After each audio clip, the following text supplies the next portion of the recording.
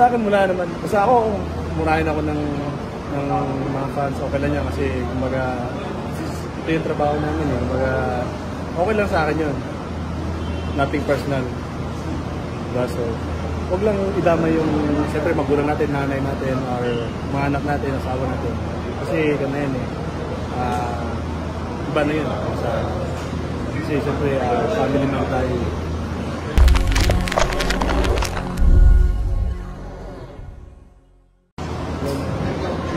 Yung pagkasabi niya sa akin na kasama na yung magulang ko dito, di ba?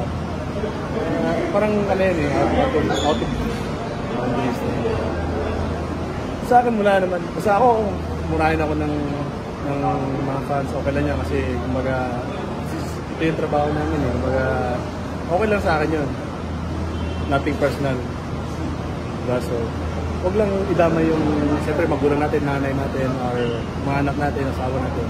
Kasi gana yan eh. Iba na yun. Kasi siyempre family man tayo. Pero pag ako lang, walang problema yun. I can take the hit. Yun lang naman, yun lang naman.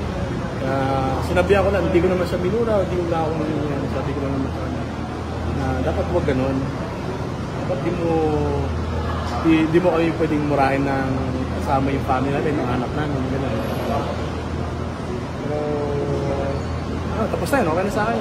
Tapos na gawan din ng parang video.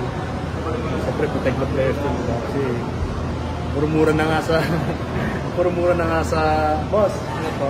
Puro mura na nga sa social media eh, pati pa naman sa live, diba?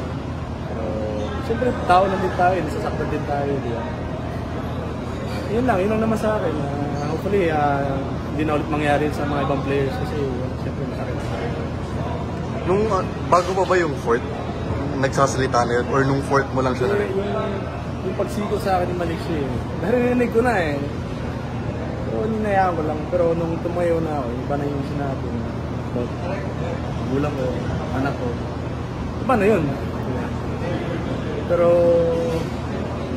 hindi nga, wala naman. Okay na ako doon.